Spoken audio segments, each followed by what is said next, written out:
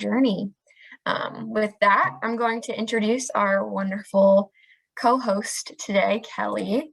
Let me tell you guys a little bit about her and her achievements. So she is a globally celebrated yoga and meditation teacher, E-RYT 500 and WACEP founder. She's the founder of Yoga for You and the host of the iTunes chart-topping podcast, Mindful in Minutes and Meditation Mama. Kelly believes that there is not a one-size-fits-all approach to yoga and meditation and encourages her students to find their own personal practice, listening to their bodies, and find inner joy by accessing their most authentic selves and owning their power.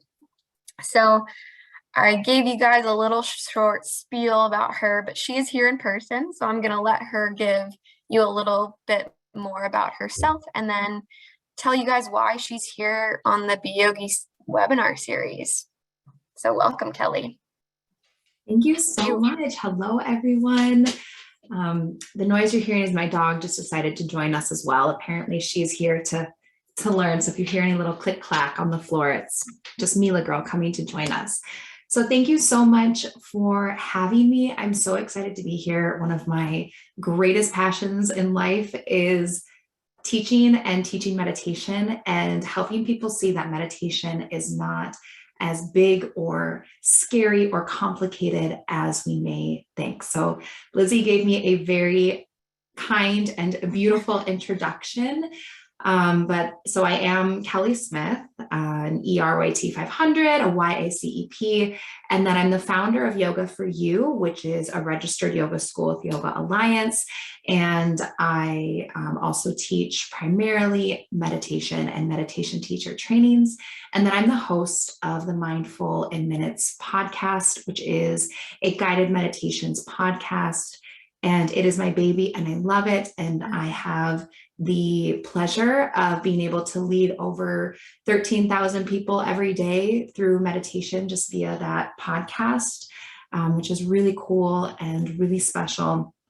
And I've been teaching for about just over 10 years, and I've accumulated close to 10,000 teaching hours, which may also tell you that I have a tendency to sometimes be a bit of a workaholic, at least in my early teaching days. I'm sure many of you can relate where you feel like you're trying to do all the things all the time.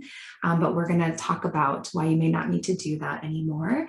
And I do love to encourage my students to practice in a way that's grounded and realistic and really find a meditation practice that works for them, that they will actually stick to. And I like to kind of demystify what meditation is. And then for my teachers, I really like to help all of you learn how to incorporate meditation into yoga and wellness classes or other movement-based classes. And then I do also run meditation teacher training. So if you are feeling pulled or inspired to become a meditation teacher, I love doing that as well. But today what we're going to be doing, and please, just like Lizzie said, if you have any questions, I love a good organic chat. So feel free to pop them in. Lizzie's going to do a wonderful job of keeping an eye on that chat for us. But what we'll be doing is we're just going to be diving into first, why you should share meditation with your students. And we'll talk a little about maybe why you haven't been doing that yet or where you're struggling to do that already. And then I'm going to share 4 of the easiest ways to begin sharing meditation with your students today. Then we'll dive a little bit deeper into guided meditations and how you can start using those, and also how you can tap into that creative space and not feel like you're reinventing the wheel or overthinking how to write or share a guided meditation. And then we will just kind of chat, and we will have some time for question and answer and just kind of workshop some things together. So does anyone have any questions right off the bat for me before we dive in? Nothing has been rolling in so far, but I will keep you updated as they come in. Perfect. We'll give everyone like another minute. Sometimes I like to ask also in the beginning, like where everyone is located that is joining. So maybe that'll help start the chat here. Warm up the I am fingers. in Jackson, bring in the energy. I'm located in Jacksonville, Florida. But I'm in Minneapolis, Minnesota. So I think we have very different weather, you and I. it's not the typical Florida weather at the moment. It's a little dreary today. It's been raining, but I can't complain. It's still like 65 degrees. Yeah, I was gonna say it's probably still like at least double what it is here, but yeah. it's All only right, about so 20 degrees. lots of people are tuning in. Canada, we have Boston, I saw, a couple of Florida, New Jersey. Welcome, Charlottesville, Andrea. I think you were on the webinar yesterday. Awesome. All righty. So now we've got everyone fired up in the chat.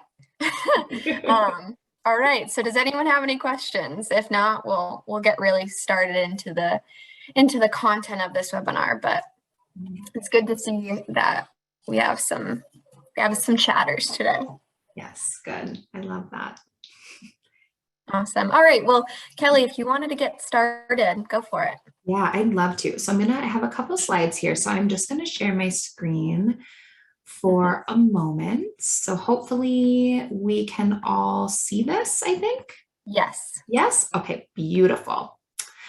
Okay, so the first thing that I want to dive into and what I'd love to hear from all of you is what your current struggle is in teaching or leading meditation in your classes. So I'd love to hear either why you haven't started leading meditation or incorporating meditation, or if you've tried and maybe it hasn't gone as well as you would have liked. Starting off with this information really helps me to utilize our time together so that I can help address some of these things and hopefully troubleshoot them with you.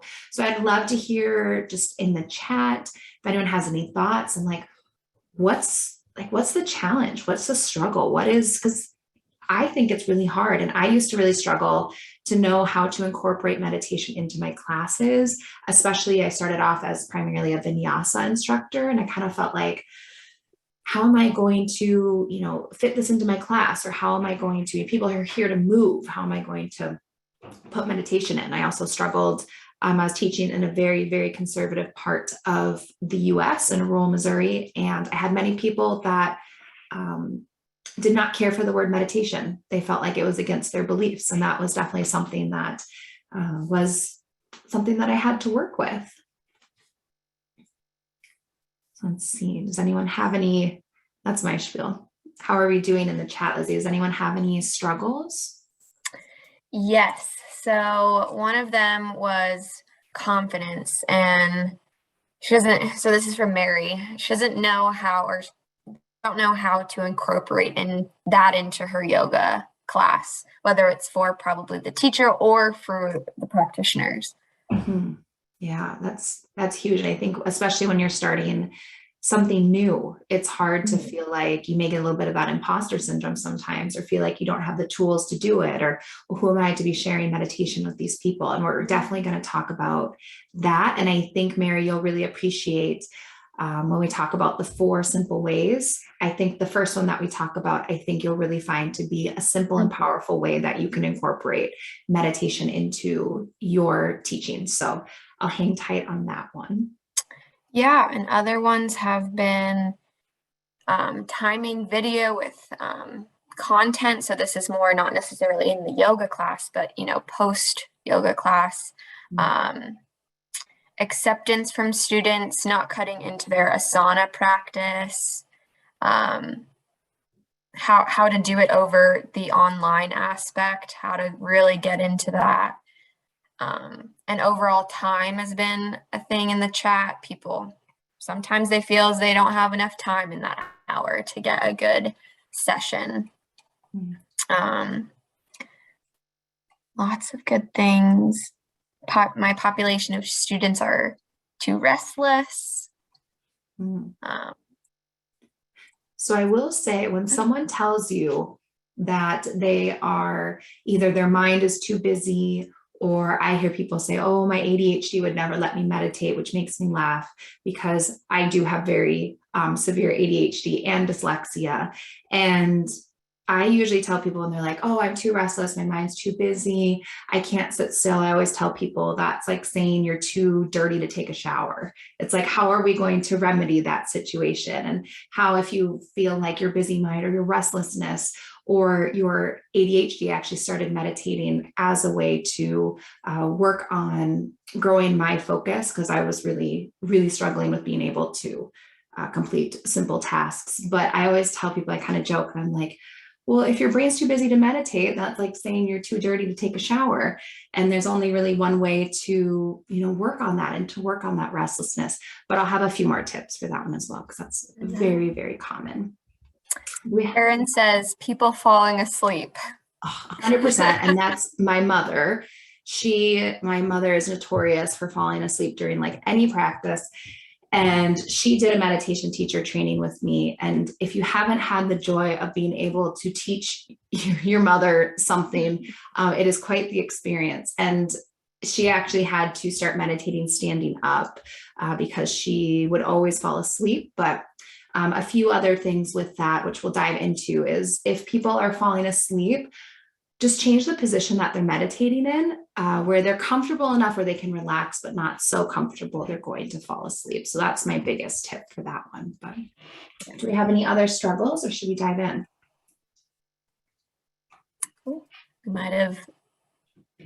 Sorry, you cut out a little bit. Were you just asking if there were more? Yeah. Do we have any other struggles? Yeah. So someone, I believe Hannah, said, I have tried to hold meditation and guided meditation classes in the past. I struggle to get interest in these classes in my smaller towns. So you touched on that. Another one that came in was memorization of the actual meditation. That's a struggle. Imposter syndrome, which I feel like a lot of people feel that on so many different levels. Yeah, lots of good ones. Awesome. And I love that struggle from Hannah about getting people into your meditation classes. So Hannah, if you can hang on to that one, I want to, if I don't talk about it in our time together, when we get to Q&A, bring it back for me, because I want to talk about like how you can use meditation in its own offering and how you may be able to really work out some of the kinks with that and start increasing your participants. So I have some ideas for you. Yeah, I made the note of that as well. Okay, perfect. Thank you.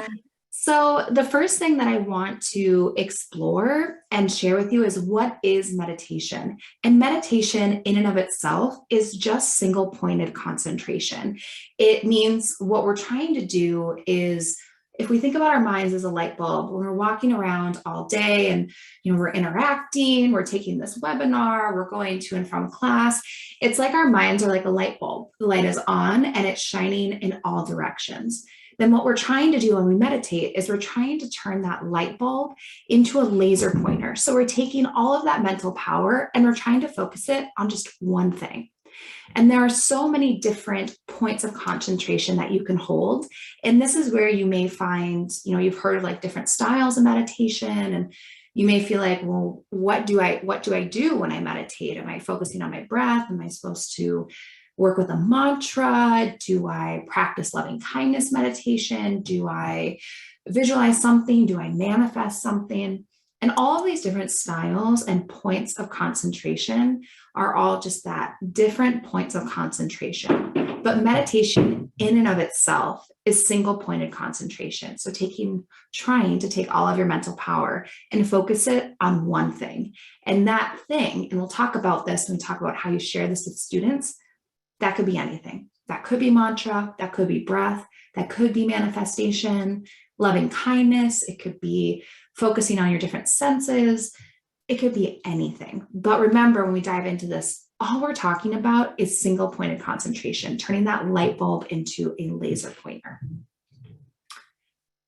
I also want to explore briefly why should we be sharing meditation with our students? Like, what are the benefits of it? And so what we know, studies show us that even 8 minutes a day is enough to get all of these benefits. I think many people have the preconceived notion that to meditate or to meditate properly, that you need to be sitting for anywhere from 30 to 60 minutes. And honestly, one, that's not super realistic. Not all of us have that time, especially if you are a yogipreneur or a solopreneur, or, balancing family and work and all of these things. Carving out 30 to 60 minutes every day to work on your meditation practice isn't always realistic and sustainable. And so I always like to point out that even 8 minutes a day is enough, which I think is beautiful for not only making it seem less big and less of a time commitment, but also when we start talking about how you can weave this into your yoga classes, we just need 8 minutes. And that could even be, 4 minutes at the beginning of class, 4 minutes at the end of class. Maybe you're doing an extended Shavasana and we do, an 8-minute Shavasana in which you're kind of leading people to a space where they can meditate and have that single pointed concentration. So all of the benefits I'm about to share, you can do that and get those benefits in just 8 minutes. They usually say between 8 and 12 minutes a day. So I usually just say 10 minutes. So we do know that daily meditation can boost your immune system. Our immune system regenerates and strengthens during rest and relaxation. So it's during these times of slowing down and resting that we're going to strengthen and boost our immune system, which, especially during the winter time, we all need that. You'll have improved concentration, mental clarity, and focus. This is because when we're meditating, what happens is the prefrontal cortex, which is like the front part here of your brain, that is the part that is associated with like higher cognitive function, emotion regulation, concentration, focus. That part lights up and actually gets stronger. So over time, usually after about 6-ish weeks of daily meditation, that part of your brain gets stronger, denser, and has more neurological activity and synapses in that part of the brain. Well, on the flip side, the amygdala, which is like a very small, kind of like, almost looks like a kidney bean shape, that's kind of like a little closer to your brainstem. That's like the drama queen of your brain. And I refer to her as a she. The amygdala is associated with anxiety, pain, and worry. And when we meditate, the amygdala, which is responsible for kicking off that fight or flight response, deactivates and becomes smaller, while the prefrontal cortex, that has to do with focus, mental clarity, emotion regulation, and concentration, that lights up and more activity gets centered here. So over time, what happens is the part of the brain that is associated with anxiety, worry, and pain, like physical pain, shrinks and becomes less strong and active over time, which means that we're not always in that constant state of fight or flight. And then the part of the brain that is associated with that higher cognitive function and concentration and motion regulation gets bigger and stronger. So it's not only changing the makeup of our brain, but it's changing the way that we physiologically respond to stressors in our everyday life. It also will decrease your blood pressure. If you have high blood pressure, it'll improve your heart health and sleep. People who meditate daily self-report feeling like they have a healthier lifestyle, and they also self-report feeling like they have more positive thoughts and increased self-awareness. They also report to feel more connected with the people around them and their communities around them, which I think is really beautiful and a nice piece when you're teaching yoga classes. We always want to, cultivate that community. It'll slow the aging of your body and your mind. So they've done some really interesting studies of looking at the brain age of people who meditate versus those who don't meditate. And the people who have a regular meditation practice, consistently their minds are aging years younger than they actually are. And it also has been shown to help with the aging of your cells as well. So it helps with body aging as well. Like I said, it'll increase brain gray matter and folds in the brain, primarily in the prefrontal cortex. So if there's more folds, there's more surface area, there can be more synapses and neurological activity. And this is a benefit primarily for yoga teachers, but it gives you the opportunity to share a limb beyond asana with your students and really enriching their experience on the mat. So if you like to use the 8-limb path, if you are a Patanjali fan, if you practice, from the Hatha yoga lineage, then you probably are familiar with the 8-limbed path or the 8-fold path. One of those is asanas, but also one of those is meditation. And another is withdrawal of the senses or pratyahara. And I personally believe that if we can start incorporating some of these other limbs into our yoga practice and not just the physical shapes of the body, that we can really be enriching and giving our students this deeper and beautiful experience. Any questions about the benefits or the science part, which I love some good science? No questions, but Nicole said, thank you so much, Kelly, for all your knowledge that's being shared. So well, just a little compliment. That's really kind. Thank you, Nicole. I appreciate that. Okay, so now that we know why we should be sharing or what benefits we could be giving our students, I really want to dive into the meat of it and why you're here today, which is how do you do this? Like, how do you share meditation and how can you start doing it tonight if you're teaching a yoga class tonight? And so there's 4 ways that I find to be the easiest ways to start incorporating meditation into your teaching right now. The first one is using meditation to set the scene or open the class. And this one I love because you're basically, we all know that feeling of we're trying to get to our yoga class and we're kind of frazzled and we're like, oh, am I going to be late? Am I not going to be late? And you come in and you are still being pulled in 8 different directions. And you just need a minute to pull the pieces back in and be present with the class. And even if you haven't personally experienced that, I'm sure we've all had a student where, they come in and they've had a lot going on. Maybe they're kind of frazzled or something's going on and they just are still kind of a bunch of different places. And you're just all right, let's bring it in and let's come to the mat. And I have found one of the not only easiest ways to incorporate meditation, but one of the most useful ways to bring your students from kind of this scattered, again, light bulb, going in all different directions to just here and present is using meditation. And remember, meditation is single-pointed concentration. So all you're doing to share meditation or set the scene and open your class is a few minutes of having your students focus on one thing. And we'll talk more about some ideas with that in a moment. On the flip side, I think it's just as easy, and you get to decide what naturally feels better for you and your teaching and your classes. But using meditation to deepen the Shavasana experience. This, I think, is the other natural place that you can easily just weave some meditation is in Shavasana. Now, back to our friend that said, they worry about their students falling asleep, or they do fall asleep. Yes, we're going to run that risk during Shavasana. But honestly, my take, and this comes from teaching Yoga Nidra, which can be a 45 to 65 minute Shavasana in essence, is that if we are so depleted and we are so rest deprived, our bodies are going to prioritize rest over, taking a journey to the true self, which is what we're doing with Yoga Nidra. Or if we're so rest deprived that by the time we hit Shavasana, our bodies automatically go to sleep, honestly, we may need that more than our meditation.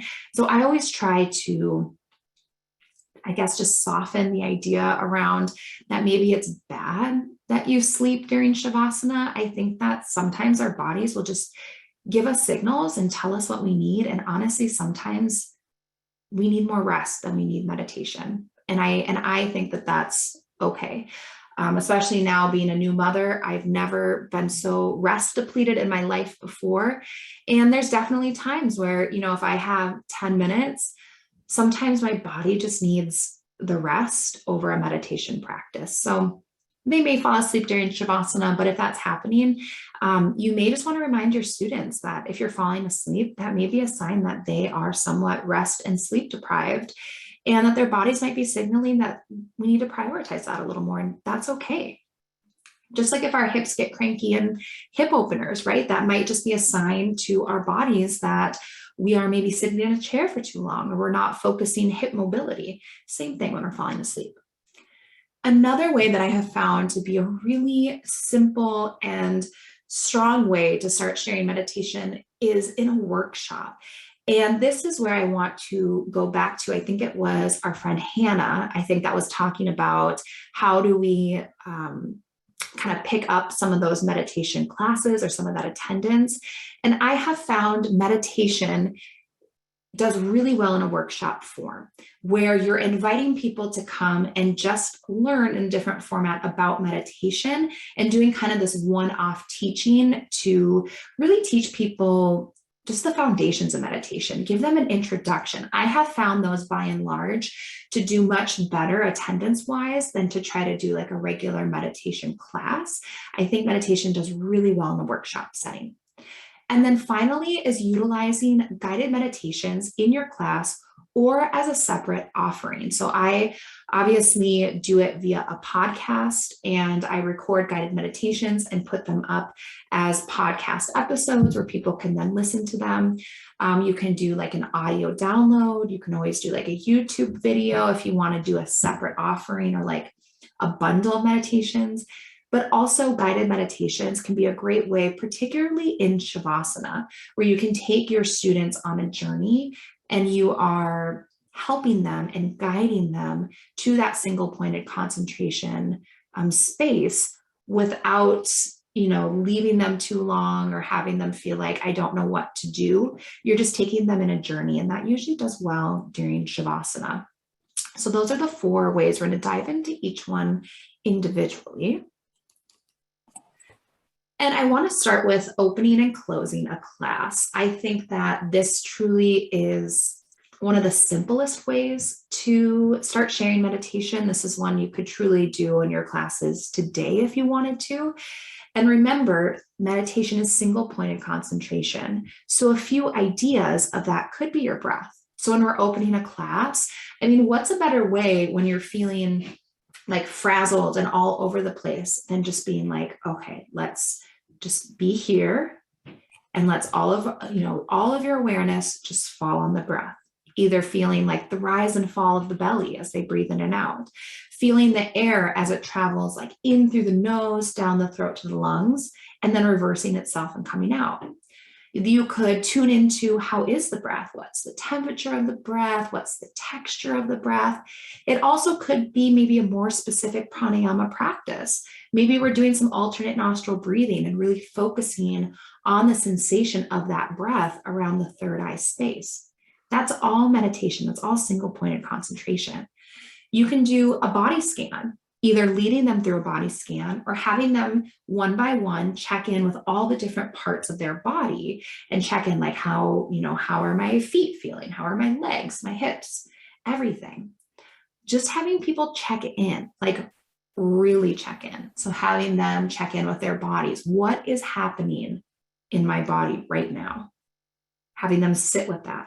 What's happening in their heart? How are they really feeling? What about the thoughts that are in their mind? Like how am I speaking to myself today? And having them focus on like what's actually happening beneath the surface right now. You can do something called senses cycling, which is where you cycle through the different senses. So what that might look like is, maybe you're sitting there or lying on your back and you're just going to move through, moment by moment. What do I hear? What do I feel? What do I see, either with a soft gaze or closed eyes? What do I smell? What do I taste? Cycle through it again. What do I hear? What do I feel? What do I see? What do I smell? What do I taste? And it's just a way of moment to moment experiencing that moment through your senses. Guided imagery, which we'll talk about, is another great tool that you can use. But there are so many different points of concentration. So remember that if there's a technique that you've used before or that you've learned before, and I'd actually love to hear in the chat if there's any technique that you've used before that would be the single point of concentration. Maybe we can learn from one another. And if you see any fun ones, Lizzie, feel free to shout them out. And while we're doing that, I like to think of meditation as like the bumpers for the mind, especially at the beginning and end of a class. So when I say bumpers, I mean like bumpers, like when you're bowling. And, you know, like if you're not very good at bowling, like I am, I like to think about the bumpers, you know, put them in so I don't get a gutter ball. And meditation at the beginning and end of a yoga class is kind of like putting those bumpers where we're not getting a gutter ball or letting our mind wander in one wild direction or another. And it's just kind of helping them stay on track and leading that bowling ball towards the pin. So that's what I like to think of meditation as. Oh, I love that one. Melanie says breath counting. She uses that. Mary says, I often start my classes with a body check. A body check-in, toes all the way up to your head. Danielle says, I start with nostril breathing, then sometimes use a mantra. Sufi, excuse me if I mispronounced that, but Sufi meditation of the heart. Robin says, body scanning, although I didn't think of it as a meditation. Now I do. Miranda, I'll just keep going. Yeah, I love hearing. We get to learn from each other. I love it. Yeah. Miranda says, noticing any sensations in the body, then any distractions that may be in the mind.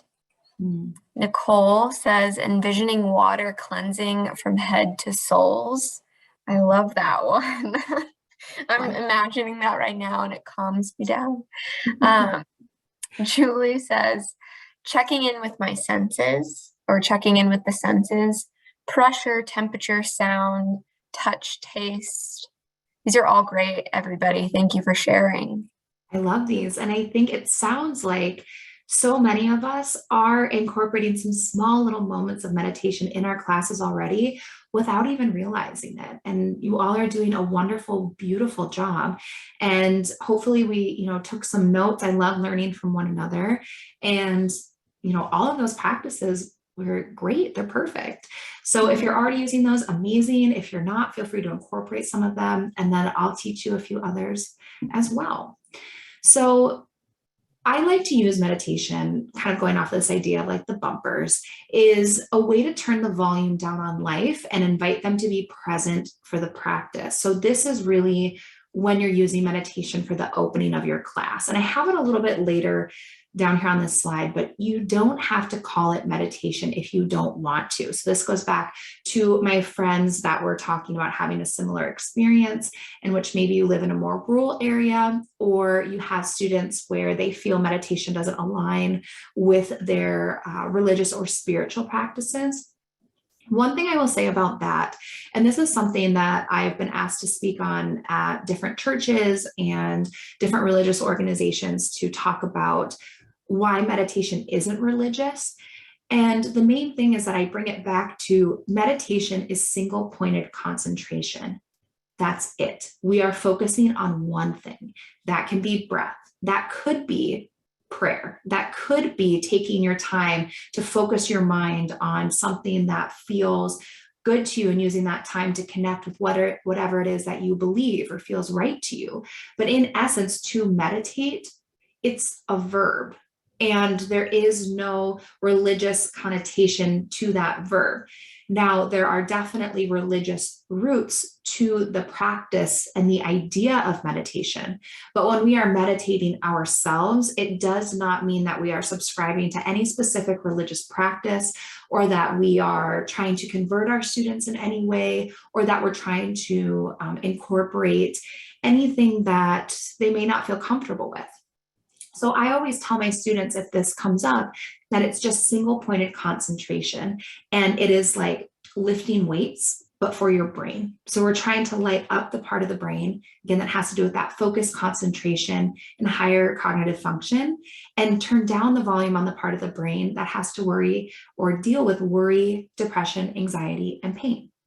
And that's it. It's like if I wanted to go and run a marathon, I would have to train for that marathon. And that's training for my body towards a goal, where meditation is training for my mind. And that's usually what I share with my students if they share a concern with that. And you also don't have to call it meditation. When I had my studio in rural Missouri, I taught well, I taught a kids yoga class and I used the word meditation once, and it was not well received. And I did have this discussion with those parents, and we just decided that it was fine for, the kids to work on focusing on their breath and to be present, but that the word meditation wasn't a word they were comfortable with. So I didn't call it meditation, and we were all fine with that. And I think that you often have to meet your students where they're at. And if they're feeling like they're just not comfortable with the word meditation, just like I also had some students that weren't comfortable with a yoga practice that uses the Sanskrit terms. So I just started using the common English terms. It's not my job to tell my students how they should feel during their practice. It's my job to meet them where they're at and to help them go to a deeper part of themselves in a way that they feel good and comfortable with. So just, sharing that for all my friends that have had that same struggle with meditation. You don't even have to call it meditation. Yeah, that resonates, I think, a lot with some of the people in this webinar. A lot of people are saying, thank you for sharing that information and telling us it's okay to not call it meditation, meeting people where you are. Lisa even says, I was actually going to ask you how to interact, how you interact with those who believe that meditation is the devil's gateway, as some people call it. Nicole also thanks you for sharing it. And then Lisa also just asks, are there any studies you could potentially share maybe in this genre? We can maybe add those into the follow-up email. Or I can. So I love to, and I think what you're asking is like studies around meditation in general, as opposed to like studies on like meditation and religion, because that's kind of a hard thing to like quantify. So Sarah Lazar, Lazar, she has a very popular TED Talk. You may have seen it. If you look her up, she does some really great research out of Boston. And I know we have some friends from Boston. And she has, I can't remember her website URL off the top of my head, but just Google Sarah Lazar. She's very well known for the work that she's doing on meditation and mindfulness and how it changes your brain. And I find that for a lot of people, especially our friends, that I think it was meditation is the devil's gateway or doorway.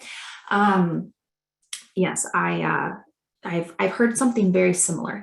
And I like to encourage my students. One, I like to bring it back to the science. And so again, like this is just, we're training for our minds. We're working on basically strengthening our concentration muscle. And I also like to remind them that meditation, single pointed concentration, or quiet contemplation, you can contemplate whatever you want. And so if it feels good to you to have that time be your devotional time, that's beautiful. And that's a wonderful way to meditate. But I like to send people back to the science. And so I would say Sarah Lazar, a wonderful place to start. She has some really great resources on this specific topic. She's wonderful. And then just a few little things that people are saying, this is what they call meditation in their classes, but centering is one that Sue uses. And then Jennifer says, she knows a teacher who calls it just mindfulness. But yeah, there are a lot of different ways you can go about this. And someone said in the chat, we do have to be clear about, who our client is and who our students are. So like when you are planning and things like this, it's important to know that. Yeah. And that's a wonderful point. And you really do, like, no one knows your students better than you.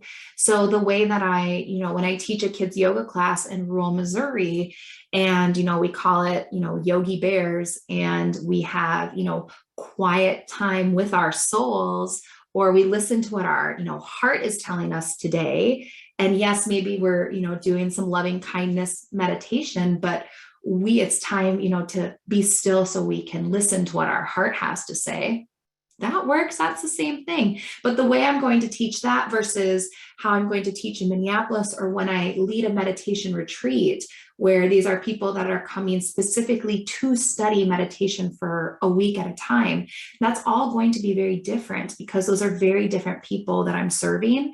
And it's my job as the teacher to just help my students deepen their practice in the way that best serves them. And that's my job as a teacher, not to try to get them to do what I want or what works for me. So yeah, no one knows your students better than you do. And so always trust your best judgment and what you think is the best choice for you and your teaching. So I will also say that while Shavasana or closing your practice, you can invite students to focus on one thing for meditation. And this is also how you can work with withdrawal of the senses for pratyahara, another one of those limbs where we're trying to take, all of everything going on around here. We're trying to withdraw the senses and turn inward. Shavasana can be a beautiful and wonderful time to start encouraging your students to just turn inward and to start practicing some of that withdrawal of the senses. And I put in here a few minutes is plenty. And you're probably, you're probably already doing something like this and you didn't even realize you were sharing meditation with people. And you are. And I find that opening your class with a few minutes of meditation is a great way to bring people from like scattered and madness all around to like present and like here. And then using meditation and Shavasana is like the best way to take your theme. I love having a good theme for a class and take the whole experience of your class and just wrap it up with this little bow by weaving in some kind of a meditation practice at the end of class in Shavasana. And you can just do a few minutes. So now I want to dive into workshops because, like I said, offering a meditation workshop works really well because people, just like we're doing right now, where we're doing this workshop and people want to ask questions like, is this against my religion? Or how do I do it? Or, how can I turn my mind off? I find that meditation does really well as a workshop because many people, they want to explore meditation, but they don't know where to start. And they may have these preconceived notions about what meditation actually is. This is where you're going to hear things like, oh, I can't, turn my brain off. I can't meditate. I'm too busy, or I don't have an extra hour a day, or I can't sit crisscross applesauce, so I can't meditate, or it's against my religious practices, whatever it is, right? Often when you do a workshop, and I find primarily doing like an intro to meditation workshop can be a great way to just invite people in a very just like open-minded, open-hearted way of like, let's explore meditation and talk about what it is, also talk about what it isn't, and then help you explore what your practice might look like and give people like some tips and tricks. And it can be just a little bit more exploratory and hands-on.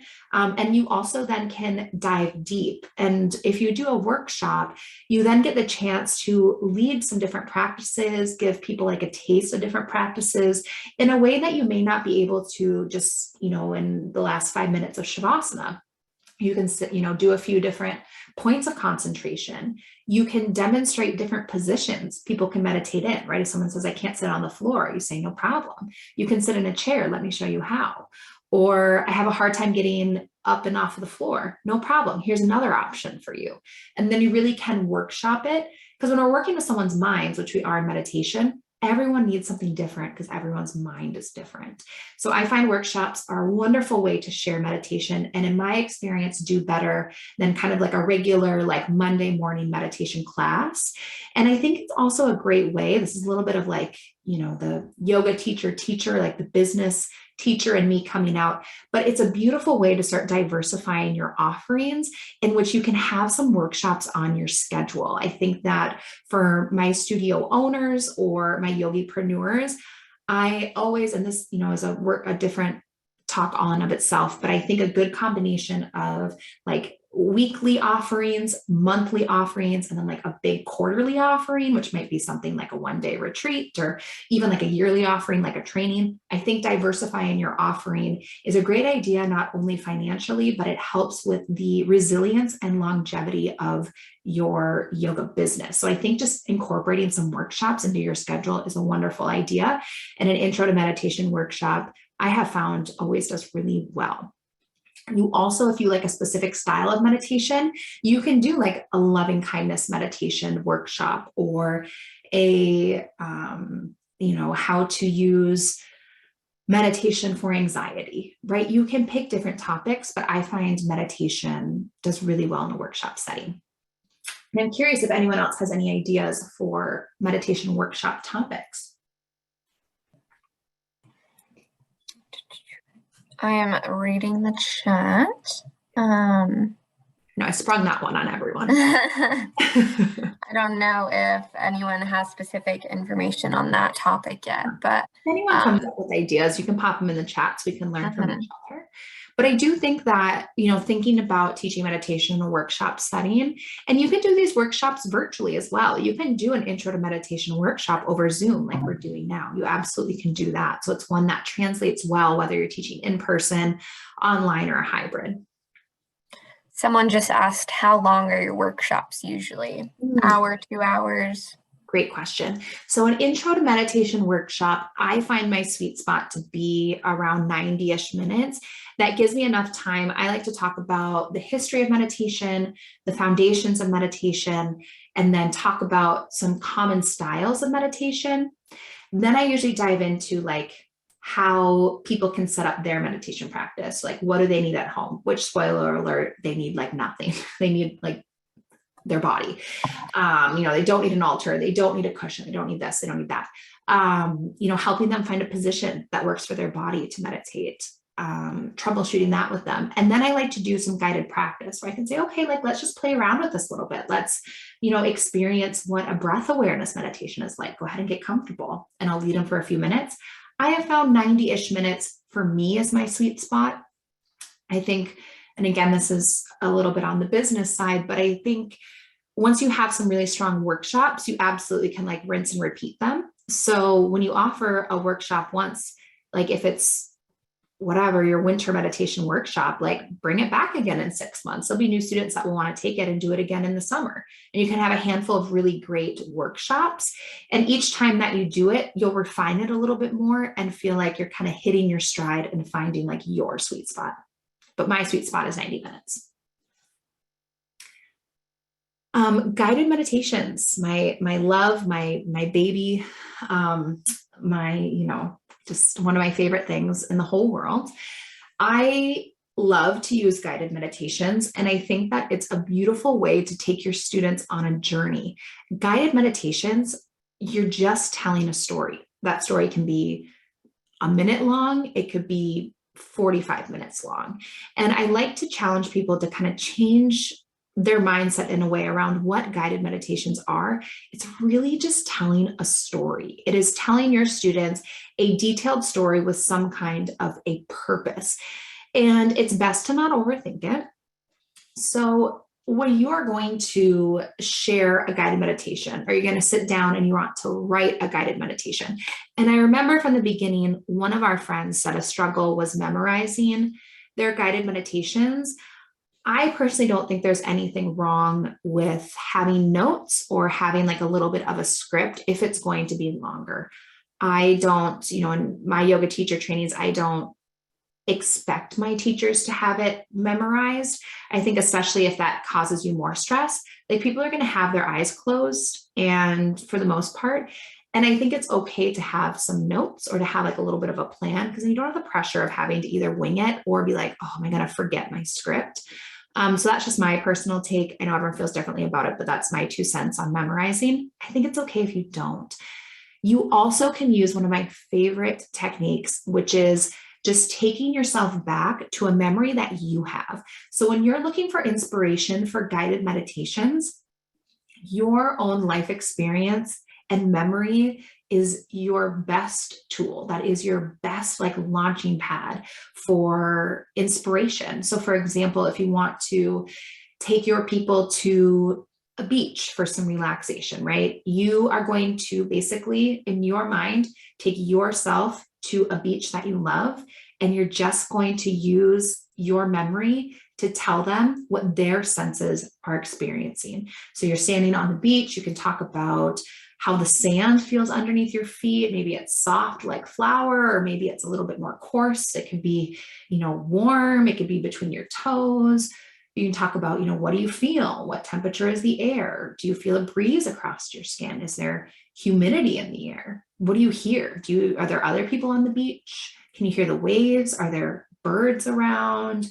What do you hear? What do you smell, right? Is the beach I'm in Minnesota, so our beaches are on lakes. Is it the ocean? Does it have that distinct ocean scent? And then what do you see? What color's the water? What color's the sand? Where's the sun in the sky? Is it bright? Can you feel the rays on your skin?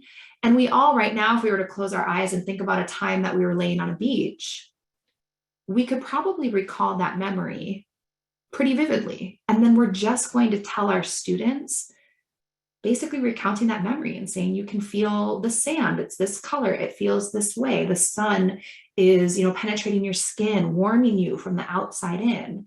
You can hear seagulls, and you're just going to tell them a story where you're just pulling from your own inspiration and your own senses and just describe it. And I find that to be one of the best ways to find inspiration for a guided meditation. Also things that you use in your own personal meditation practice. So if we're not meditating right now, it's, not a prerequisite to this webinar, but I think that just like with teaching a yoga practice, right? If you don't stay on top of your own personal practice, your teaching can sometimes get stale. And so exploring your own personal meditation practice can give you wonderful inspiration and ideas for leading other people in meditation. Are there any questions coming in, Lizzie? A question came in about certifications and there may be requirement. Is it required? So what is your take on needing a separate meditation certification? So I think that with many certifications in our industry, first I'll say it's not required. There isn't really like a yoga alliance or anything similar like for the meditation world. So there aren't a lot of places necessarily that require like a specific piece of paper saying you've had X amount of training and now you're magically a meditation teacher. So that isn't required. But I have found, I obviously feel strongly about it because I lead meditation teacher trainings. And the reason that I feel strongly in getting extra guidance or taking some kind of a training is because, as all of us know as yoga teachers, there's such a big difference between being like an advanced or passionate yoga student and then learning how to teach yoga.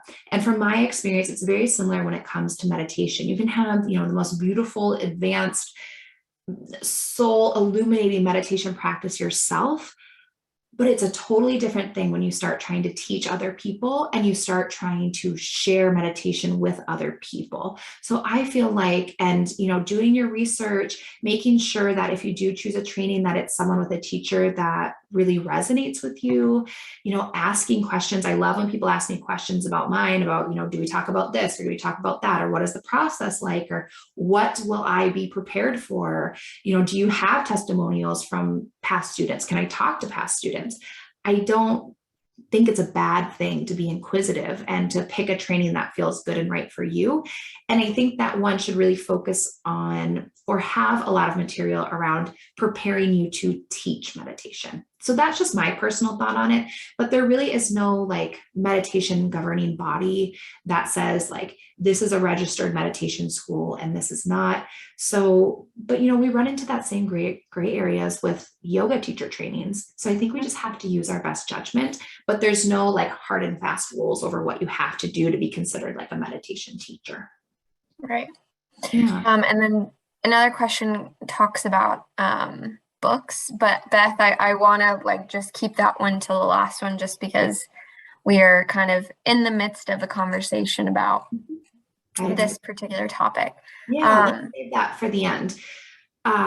So the last thing that I wanted to do is I want to give you one example of putting together a guided meditation, like using your own senses and memory. So if anyone wants to put it in the chat, and I'll just have Lizzie pick one, put a topic or like a theme that you may want to use for a guided meditation. It can be anything. There's no right or wrong answer. And we'll let Lizzie pick whichever one is speaking to her. All right. Anyone have any ideas? Or the first one, let's go with the sunset. Sunset, great. So we're going to do some kind of a sunset meditation. And Lizzie, I'll put you on the spot just for a second. Not really though. But what is like a feeling or a theme? Like, should our sunset meditation be for like, anxiety or letting go or self-love or relaxation? Like, what is this meditation? Let's do self-love, because when I think of sunset, I think of warmth and like a warm blanket. So I love that. And exactly what's happening right now, my friends, like Lizzie's already a natural at this. So what you'll do is you'll either start with a theme. You might say, okay, I want to incorporate some self-love meditation into my class. And then you'll start thinking like, when I think about self-love, like, what does that feel like to me? And Lizzie already did it beautifully. Like, it feels like a hug. It feels warm. Maybe it's like a sunset. And then, so you'll decide what your theme is, and then you'll pick your setting. And so we've already picked our setting as a sunset, but again, there's no right or wrong answer here. So what we may want to do, okay, we're doing a self-love sunset meditation. So what I would do is I would get my people comfortable. We'll say we're doing this during Shavasana. So we'll get them comfortable, let them relax, maybe take a few deep, easy breaths, feeling their bodies sink into the floor. And then you can have them recall that feeling of self-love. What does it feel like in your heart to love and to love so deeply for yourself? Have them tap into that feeling. What is that like? Access that feeling. And then maybe you just have that feeling radiate out of your heart and give it the colors of a sunset. Have it be so strong and so vibrant and beautiful that there's this like prismatic sunset colors oozing from your heart, and you just get covered in like just that warm, beautiful hug and embrace. And that's it. It can truly be that simple. And imagine if that is, if you went to a yoga class and you did all this movement and talking about, you know, self-love and moving in a way that feels good. And then you end your practice with embodying that feeling of unconditional love for the self. And then it becomes so strong. It's pouring out of you and radiating out of you like a sunset. And it can be that simple, and it can be such a special way to really, you know, tie that bow on your yoga class. So yeah. Definitely. All right. So now I want to hear your questions.